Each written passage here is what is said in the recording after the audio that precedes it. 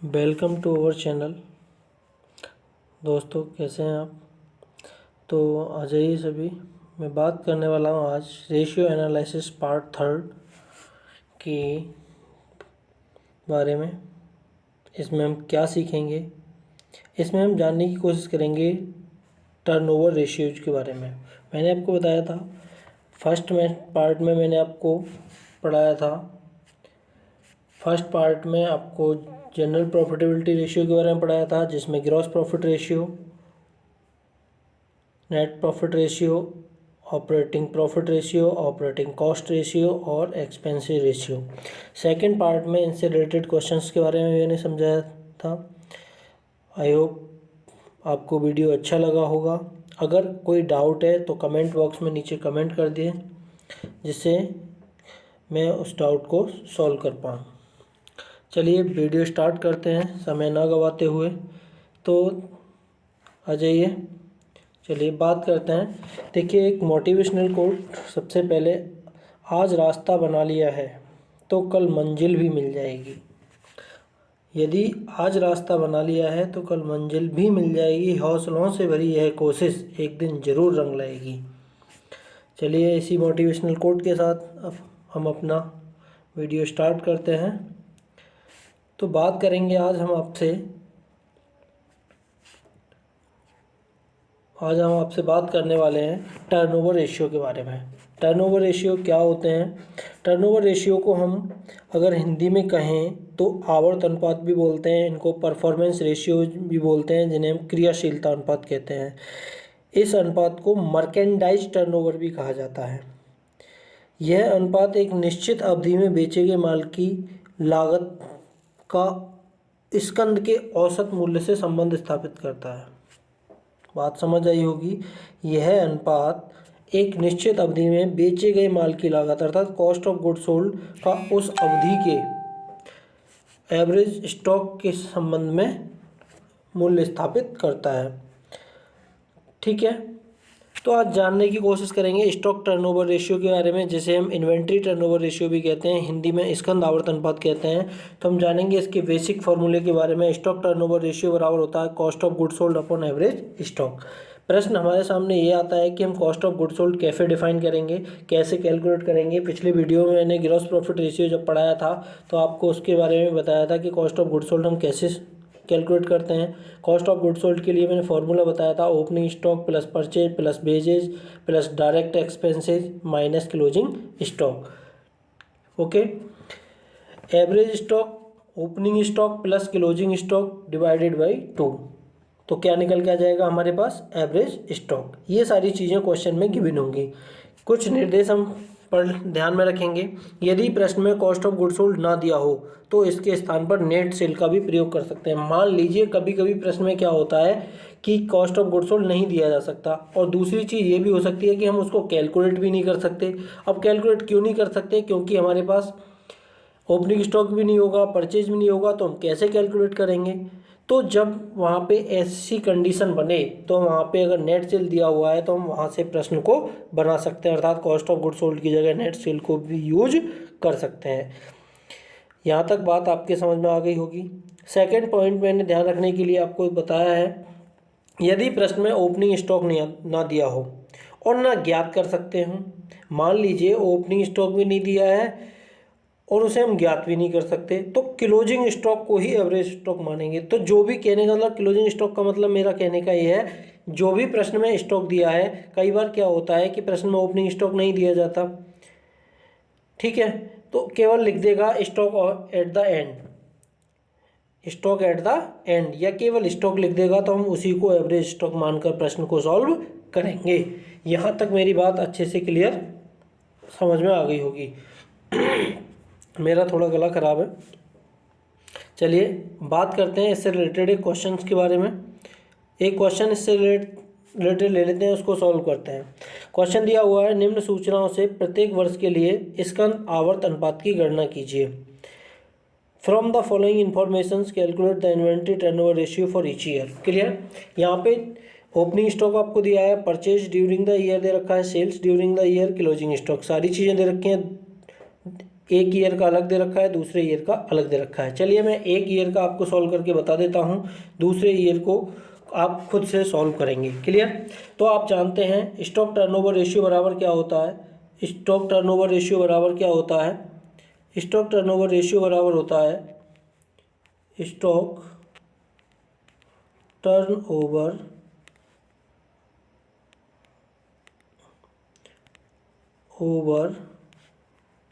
Ratio. मैंने आपको बताया है ना, स्टॉक टर्नओवर रेशियो बराबर हमारा क्या होता है। स्टॉक टर्नओवर रेशियो बराबर होता है कॉस्ट ऑफ गुड सोल्ड। मैं शॉर्ट में लिख देता हूँ COGS, cost of good sold upon average stock. Average stock, बात आपके समझ आ रही होगी। ठीक है, cost of good sold upon average stock. तो कॉस्ट ऑफ गुड सोल्ड हम कैसे निकालेंगे। कॉस्ट ऑफ गुड सोल्ड के लिए मैंने फॉर्मूला आपको बताया है, ध्यान दीजिए। अभी मैंने पिछली स्लाइड में ही आपको दिखाया था। कॉस्ट ऑफ गुड सोल्ड बराबर होता है opening stock plus purchase plus wages plus direct expenses minus closing stock. तो क्लोजिंग स्टॉक भी हमें दिया हुआ है, ओपनिंग स्टॉक भी है। तो ओपनिंग स्टॉक कितना है 20,000, परचेज कितना है 1,47,500, टोटल वैल्यू हो गई कितनी 1,47,500। 1,47,500 में से कितना माइनस कर देंगे 32,500 हम क्या कर देंगे माइनस कर देंगे। तो कितनी वैल्यू निकल के आ जाएगी हमारे पास, वैल्यू निकल के आ जाएगी हमारे पास 1,15,000। कितनी आ जाएगी 1,15,000। कितनी आ जाएगी वैल्यू निकल के 1,15,000। क्या आ जाएगा हमारे पास निकल के, ये आ जाएगा हमारे पास कॉस्ट ऑफ गुड सोल्ड। बात आती है एवरेज स्टॉक की। किसकी बात आती है, एवरेज स्टॉक। तो एवरेज स्टॉक के बारे में हम बात करेंगे। एवरेज स्टॉक बराबर क्या होता है, एवरेज स्टॉक बराबर होता है opening stock plus closing stock बटे 2। तो ओपनिंग स्टॉक कितना है 20,000, क्लोजिंग स्टॉक कितना है 32,500। दोनों को ऐड कर लेंगे तो कितना हो जाएगा 52,500। 52,500 डिवाइडेड बाई 2 अर्थात 26,250। कितना हो जाएगा 26,250। क्लियर। इसमें इसको क्या कर देंगे डिवाइड करेंगे। जब हम डिवाइड करेंगे इसको तो कितनी आएगी वैल्यू, डिवाइड कर लीजिए तो ये आएगा आपका 4.38 टाइम्स। इसको हमेशा किस में लिखेंगे टाइम्स में लिखेंगे, गुना। ठीक है, कितना गुना है। ठीक है, बात यहाँ तक समझ आ गई होगी। चलिए बात करते हैं अगले टॉपिक्स के बारे में। मैं आपसे अगर स्टॉक टर्नओवर रेशियो या इन्वेंट्री टर्नओवर रेशियो से रिलेटेड कोई भी क्वेश्चन आपके माइंड में है, कोई भी डाउट है, तो नीचे कमेंट बॉक्स में आप कमेंट कर सकते हैं, मुझसे उसके बारे में जवाब जान सकते हैं। चलिए हम बात करते हैं आगे डेटर टर्नओवर रेशियो के बारे में। किसके बारे में बात करने वाले हैं, debtor turnover ratio. Debtor turnover ratio को जिसे हम ट्रेड रिसीवेबल टर्नओवर रेशियो भी कहते हैं। तो डेटर टर्नओवर रेशियो क्या होता है, देनदार आवर्त अनुपात। ठीक है, देनदार आवर्त अनुपात को डेटर वैल्यूशिटी रेशियो भी कहा जाता है। क्या कहा जाता है, डेटर वैल्यूशिटी रेशियो। चलिए बात करते हैं डेटर वैल्यूशिटी रेशियो या डेटर टर्नओवर रेशियो, या फिर कहें कि ट्रेड रिसीवेबल टर्नओवर रेशियो बराबर होता है नेट क्रेडिट सेल, मतलब कुल शुद्ध उधार बिक्री अपॉन एवरेज डेटर या ट्रेड रिसीवेबल। तो नोट्स में मैंने कुछ पॉइंट्स दे रखे हैं। नेट क्रेडिट सेल बराबर कैसे निकालेंगे, total sale minus sales return. तो हमारे पास क्या आ जाएगी, पहले भी हमने फॉर्मूला पढ़ा है, total sale minus sales return तो आता है नेट सेल। नेट सेल में क्या शामिल होता है, मैंने आपको बताया था cash cell plus credit sale बनाकर ही तो नेट सेल आता है। कैश सेल में तो टोटल सेल में से सेल्स रिटर्न घटाएंगे तो क्या आ जाएगी हमारे पास नेट सेल। नेट सेल में से कैश सेल घटा देंगे तो क्या आ जाएगा क्रेडिट सेल। चलिए आगे बढ़ते हैं। एवरेज डेटर के बारे में हम जानने की कोशिश करेंगे। एवरेज डेटर जैसे एवरेज स्टॉक निकालते थे वहाँ स्टॉक होता था, यहाँ डेटर हो जाएगा opening debtor plus closing debtor by 2। Clear. Debtor के साथ साथ यदि बिल्स रिसीवेबल भी आपको दिए हैं तो उनको भी क्या कर लेंगे हम ऐड कर लेंगे। जैसे मान लीजिए क्वेश्चन में डेटर भी दे रखे हैं, ओपनिंग डेटर भी हैं, ओपनिंग बिल्स रिसीवेबल भी हैं, क्लोजिंग डेटर भी हैं और क्लोजिंग बिल्स रिसीवेबल भी हैं। तो हम उनको भी क्या कर लेंगे, यहाँ पे ऐड कर लेंगे। रिसीवेबल का मतलब क्या होता है, रिसीवेबल में दो चीज़ें शामिल होती हैं, डेटर और BR। समझ में आ गया। चलिए, जब कभी कभी क्या होता है प्रश्न में हमें ओपनिंग डेटर नहीं दिए होते और ना ही हम निकाल पाते हैं, तो प्रश्न में जो डेटर दिए हुए हैं उन्हीं को हम क्या मानेंगे, एवरेज डेटर। अगर VR दिए हैं तो उन दोनों को जोड़ लेंगे तो ट्रेड रिसीवेबल हमारे पास आ जाएगा। बात यहाँ तक समझ में आ गई होगी। चलिए हम बात करते हैं, इससे रिलेटेड एक पॉइंट और होता है एवरेज कलेक्शन पीरियड, जिसे हम औसत संग्रह अवधि कहते हैं या औसत वसूली अवधि भी कहते हैं। तो इसके बारे में अगर हम बात करें आपसे, तो ये होता है आपका एवरेज कलेक्शन पीरियड बराबर होता है एवरेज डेटर या trade receivable upon net credit sale. कहने का मतलब डेटर टर्नओवर रेशियो का अपोजिट होता है और इंटू 12, इंटू क्या हो जाता है, 12 हो जाता है। बात समझ में आ गई। 12 हो जाता है तो क्या होगा, जब यहाँ पे 12 होगा एवरेज कलेक्शन पीरियड, मतलब जो पैसा हमने परियोजना में इन्वेस्ट किया वो कितने समय में हमें मिल जाएगा या कितना उसका समय है, ये हम निकालने के लिए क्या करते हैं, एवरेज कलेक्शन पीरियड, औसत संग्रह अवधि। तो मैंने आपको बताया डेटर टर्नओवर रेशियो रहा होता है net credit sale upon average debtor into trade receivable. Clear. उसी का अपोजिट होता है एवरेज कलेक्शन पीरियड। तो एवरेज डेटर या ट्रेड रिसीवेबल मैंने आपको ऊपर निकालना सिखाई दिया है। एवरेज डेटर कैसे निकालते हैं, ट्रेड रिसीवेबल कैसे निकालते हैं। ट्रेड रिसीवेबल या एवरेज डेटर एक ही बात होती है, upon net credit sale into 12। कभी कभी क्या पूछा जाता है, अगर बारह का हम गुणा करेंगे तो यहाँ ये जो अवधि है वो महीनों में आएगी, माह में आएगी। अगर हम इसमें 365 का गुणा करते हैं, अगर हमसे ये अवधि दिनों में पूछी जाए तो हम इसमें कितने का मल्टीप्लाई कर देते हैं, 365 का। कई बुकों में आपको 360 का भी मल्टीप्लाई करने को दिखेगा। ठीक है, ये यहाँ तक बात आपकी समझ आ गई होगी। चलिए हम इससे रिलेटेड क्वेश्चन कर लेते हैं। क्लियर। क्वेश्चन दिया हुआ है, निम्न सूचनाओं से देनदार आवर्त अनुपात की गणना कीजिए। तो आपको देखिएगा टोटल सेल दिया है, कैश सेल दिया है, सेल्स रिटर्न दिया है, ओपनिंग डेटर दिए हैं और क्लोजिंग डेटर। तो आपको पता है डेटर टर्नओवर रेशियो बराबर क्या होता है, डेटर टर्नओवर रेशियो बराबर होता है नेट क्रेडिट सेल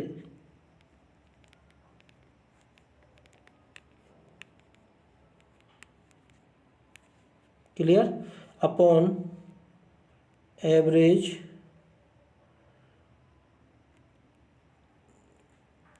डेटर। यहाँ पे हमें BR नहीं दिए हुए, अगर BR भी दिए होते तो हम उनको क्या कर लेते, यहाँ पे ऐड कर लेते। ठीक है। चलिए नेट क्रेडिट सेल, सबसे पहले नेट क्रेडिट सेल बराबर क्या होता है, नेट क्रेडिट सेल बराबर मैंने आपको बताया नेट क्रेडिट सेल बराबर होता है total sale minus sales return minus cash sale. तो 3 लाख रुपये टोटल सेल है, 30,000 रुपये सेल्स रिटर्न है, तो 2,70,000 बचा। 2,70,000 में से 50,000 घटा देंगे तो 2,20,000, कितना, 2,20,000 जो वैल्यू है वो आपकी बचेगी नेट क्रेडिट सेल, शुद्ध उधार बिक्री। अब बात करेंगे एवरेज डेब्ट के बारे में। एवरेज डेटर बराबर क्या होता है, आपने जाना क्या होता है, देखो एवरेज डेटर बराबर opening debtor plus closing debtor, है ना। एवरेज डेटर बराबर क्या होता है, opening debtor plus closing debtor divided by 2। Clear, आ गया ये। तो एवरेज डेटर कैसे निकालेंगे, 20,000, कितना, 20,000 और 24,000 दोनों को क्या कर लेंगे, प्लस। जब प्लस करेंगे तो कितना हो जाएगा, 44,000, 44,000 डिवाइडेड बाई 2, तो बचेगा कितना, 22,000। क्लियर, ये कितने टाइम आ जाएगा, 10 टाइम। ये हमारा क्या होगा, आंसर होगा। क्लियर। चलिए आगे बात करते हैं। अब देखिए मैंने आपको दो चीज़ें सिखाई थी, एक तो सिखाया था डेटा टर्नओवर रेशियो और एक इसी से रिलेटेड सिखाया था एवरेज कलेक्शन पीरियड सिखाया था। तो एवरेज कलेक्शन पीरियड में क्या बताया था मैंने केवल क्या करना है, डेटर टर्नओवर रेशियो वाले फॉर्मूले को अपोजिट करना है, average debtor upon net credit sale into 12। अगर महीनों में पूछे तो 12 का गुणा करना है, दिनों में पूछे तो 365 का गुणा करना है। क्लियर। चलिए जानते हैं।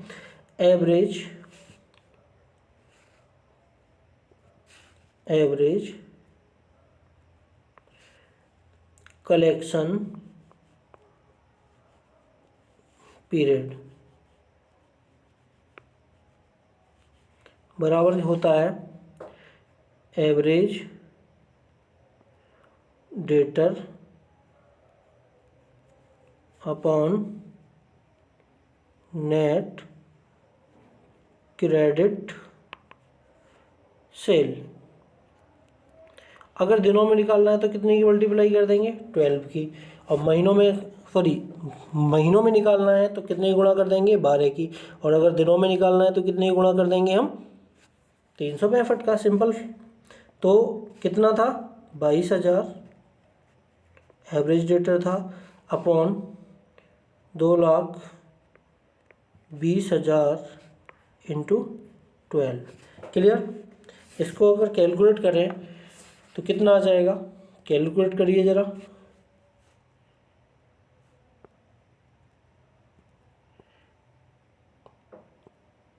कैलकुलेट करिए तो आ जाएगा आपका 1.2 मंथ। क्लियर। अगर हम इसकी जगह कितनी गुणा कर दें, अगर हम यहाँ पे 365 का गुणा कर दें, मान लीजिए मल्टीप्लाई 365, क्या चाहिए हमें, जब हमें किस में चाहिए, इन डेज। जब हमें डे में चाहिए, तो हम क्या करेंगे, यहाँ पे 22,000 डिवाइडेड बाई 2,20,000 इंटू 365, तो आएगा हमारा समथिंग कितना, 36.5 डेज। क्योंकि दिन पॉइंट्स में नहीं हो सकते, इसलिए हम लिख सकते हैं 37 डेज। बात समझ आ गई होगी, मैंने इसी क्वेश्चन में आपको क्लियर कर दिया है। चलिए आगे बात करते हैं एक और रेशियो के बारे में, जिसे हम कहते हैं creditor turnover ratio. Creditor turnover ratio क्या होता है, लेनदार आवर्त अनुपात। क्रेडिटर क्या होते हैं, हमारी एक लायबिलिटीज होता है। ठीक है। तो क्रेडिटर टर्नओवर रेशियो बराबर, इसको ट्रेड पेबल रेशियो भी, टर्नओवर रेशियो भी बोलते हैं। तो क्रेडिटर टर्नओवर रेशियो या ट्रेड पेबल टर्नओवर रेशियो बराबर होता है net credit purchase upon average creditor या ट्रेड पेबल्स। क्लियर। नोट्स में हम पॉइंट डालेंगे यहाँ पे। बात नेट क्रेडिट परचेज, जैसे हम नेट क्रेडिट सेल निकालते थे, नेट क्रेडिट परचेज यहाँ पे निकालेंगे। तो नेट क्रेडिट परचेज बराबर होगा total purchase minus cash purchase minus purchase return. Clear. निकाल लेंगे। ऐसे एवरेज ट्रेड पेबल बराबर, ये एवरेज क्रेडिटर बराबर होता है opening creditor plus closing creditor बटे 2। यदि यहाँ पे आपको क्रेडिटर के साथ साथ बिल्स पेबल भी दे रखे हैं तो उनको भी क्या कर लेंगे, ऐड कर लेंगे। ठीक है। जैसे मैंने आपको पिछले डेटर के बारे में बताया था। चलिए अब की बार हम ऐसा ही क्वेश्चन लेंगे जिसमें बीपी भी दिए होंगे, बिल्स पेबल भी दिए होंगे। अगर ट्रेड पेबल निकालने हो तो क्रेडिटर प्लस बिल्स पेबल को मिला के क्या आता है, हमारा ट्रेड पेबल आता है। एवरेज पेमेंट पीरियड, जैसे हम एवरेज कलेक्शन पीरियड निकालते थे डेटर टर्नओवर रेशियो से, उसी प्रकार क्रेडिटर टर्नओवर रेशियो से हम क्या निकाल लेंगे, एवरेज पेमेंट पीरियड निकाल लेंगे। एवरेज पेमेंट पीरियड बराबर होता है एवरेज क्रेडिटर या trade payable upon net credit purchase. कहने का मतलब अपोजिट हो जाएगा इंटू 12। क्लियर। चलिए बात करते हैं इसी के बारे में, इसी से रिलेटेड एक क्वेश्चन ले लेते हैं। क्वेश्चन क्या है हमारा, क्वेश्चन दिया हुआ है निम्न संख्याओं से लेनदार आवर्त अनुपात तथा औसत भुगतान अवधि माह में ज्ञात कीजिए। क्लियर। इस तरीके से हमें क्वेश्चन दिया हुआ होगा, हमें क्या करना है, सबसे पहले हमें निकालना है क्या, सबसे पहले हमको निकालना है क्रेडिटर टर्नओवर रेशियो। तो क्रेडिटर टर्नओवर रेशियो के बारे में हम जानते हैं क्या होता है creditor turnover ratio. Creditor turnover ratio बराबर होता है net credit purchase upon average creditor into trade payable. Net credit purchase बराबर होता है total purchase minus purchase return minus cash purchase. Average payable या क्रेडिटर बराबर होता है opening creditor plus closing creditor divided by 2। Clear. तो चलिए बात करते हैं क्वेश्चन पे। क्या है हमारा क्वेश्चन, सॉल्व करेंगे। देखिए टोटल परचेज हमें दिया हुआ है 160,000, कैश परचेज दिया हुआ है, परचेज रिटर्न्स दिया हुआ है, क्रेडिटर 1/4/2014। 1/4 का मतलब ओपनिंग डेट है तो ओपनिंग हो गया, क्रेडिटर 31 मार्च को दिया हुआ है तो ये क्लोजिंग हो गया। इसी प्रकार बीपी दिया हुआ है तो ये ओपनिंग हो गया और बीपी 31 को दिया हुआ है तो क्लोजिंग हो गया। तो यहाँ पे हमें क्या क्या निकालना है, हमें यहाँ पे ये भी निकालना है, हमें यहाँ पे निकालना है, एक सेकेंड। हाँ तो हम बात करते हैं creditor turnover ratio. Creditor turnover ratio बराबर क्या होता है, क्रेडिटर टर्नओवर रेशियो बराबर होता है net credit purchase upon average trade payable. तो सबसे पहले चाहिए हमें net credit purchase. Net credit purchase बराबर होता है total purchase. Net credit purchase बराबर क्या होता है, टोटल परचेज 1,60,000 है, परचेज रिटर्न्स 10,000 है तो 1,50,000 बचा। कैश परचेज घटा देंगे 30,000 तो बचा कितना हमारा 1,20,000। तो हमारा नेट क्रेडिट परचेज कितना आ गया, 1,60,000 minus 10,000 minus 30,000 equal to 1,20,000। Clear. चलिए बात करते हैं, अब क्या चाहिए, नेट क्रेडिट परचेज हमने निकाल लिया, average trade payable, average trade payable, average trade payable. Average trade payable हम क्यों निकालेंगे, यहाँ पे एवरेज ट्रेड पेबल इसलिए निकालेंगे क्योंकि हमें क्या दे रखा है, क्रेडिटर और बीपी दोनों दे रखे हैं। देखिएगा क्या क्या दे रखा है, क्रेडिटर्स भी हमको दे रखे हैं और बीपी भी दी है ओपनिंग। तो ओपनिंग कितने हैं 10,000। क्या होता है एवरेज, एवरेज ट्रेड पेबल बराबर opening debtor, opening creditor plus closing creditor divided by 2। तो ओपनिंग क्रेडिटर कितने हैं 10,000, क्लोज ओपनिंग बीआर कितने हैं 9,000, 10 और 9 19। Clear.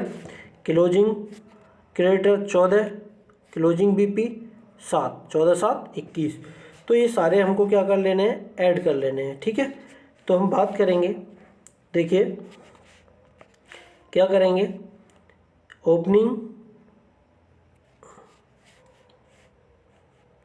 Opening creditor plus BP plus ये हो गया,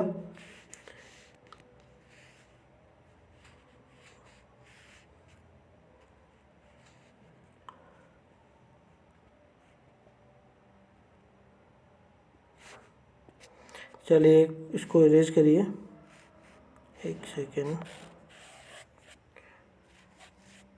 ठीक है। तो यहाँ पे देखेंगे हमारा कितना दे रखा है, क्वेश्चन में अपन ने देखा, जस्ट सेकेंड, हमें दे रखा है क्वेश्चन में, देखिए ओपनिंग बीपी 10,000, क्लोजिंग 14,000। हमें चाहिए ओपनिंग 10,000 और ओपनिंग बीपी कितने 9, 10 और 9 19,000, 14,000 और 7,000 21,000, टोटल हो गया 40,000। कितना हो गया 40,000। तो देखिए 40,000 कितना होगा, 40,000 डिवाइडेड बाई 2 बराबर आ गया हमारा 20,000। क्लियर। एवरेज ट्रेड पेबल आ गया। अब हमें चाहिए creditor turnover ratio, creditors turn over ratio. तो क्रेडिटर टर्नओवर रेशियो बराबर आपको पता ही है net credit purchase. Net credit purchase हमने कितना निकाला, net credit purchase 1,20,000। Clear. Net credit purchase कितना आया 1,20,000। 1,20,000 divided by average trade payable कितना है 20,000। क्लियर? 20,000 तो कितने टाइम्स आ गया, ये आ गया हमारे पास 6 टाइम्स। क्लियर? ये आ गया क्रेडिटर टर्नओवर रेशियो। चलिए बात करते हैं average payment period.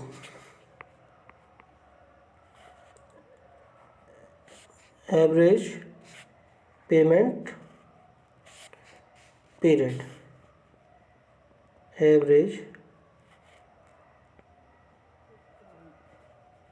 Payment period. Average payment period क्या होता है, अपोजिट होता है नेट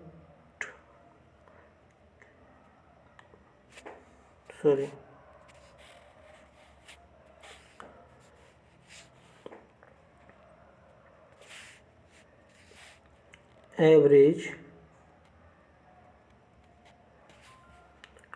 पेबल या क्रेडिटर, ठीक है, upon net credit purchase into 12। ठीक है, बराबर क्या होगा, कितना था 20,000 डिवाइडेड बाई 1,20,000। हमसे क्या पूछा है, पूछा है माह में बताइए, किस में बताइए, माह में। माह में पूछा है तो हम कितने ही गुणा करेंगे 12 की, और यदि दिनों में पूछा होता तो कितने ही गुणा करते, कितने ही गुणा करते 365। ये हमारा क्या हो जाएगा, आंसर हो जाएगा। यहाँ तक बात आपके समझ आ गई होगी। क्लियर? अगर इससे रिलेटेड कोई डाउट है तो मुझे आप कमेंट बॉक्स में कमेंट कर सकते हैं। प्लीज़ चैनल को सब्सक्राइब कीजिए। ठीक है, इसी तरह की वीडियो लेकर मैं आता रहूँगा आपके अपने चैनल पर। कोई भी समस्या है किसी सब्जेक्ट से रिलेटेड वो मुझे आप बता दीजिए, उससे संबंधित मैं वीडियो आपको डाल दूँगा। और हाँ, बहुत जल्द जो जिनका सपना है नेट 2022 क्वालिफाई करना, वो एक बार इस चैनल से जुड़े रहें। मैं बहुत जल्द नेट 2022 के लिए कॉमर्स सब्जेक्ट के लिए और फर्स्ट पेपर जो जनरल पेपर होता है उसके लिए बहुत ही जल्द क्लासेस स्टार्ट करने वाला हूँ। ठीक है, तो चैनल पर बने रहिए। Thanks for watching. Like share and subscribe जरूर करिए।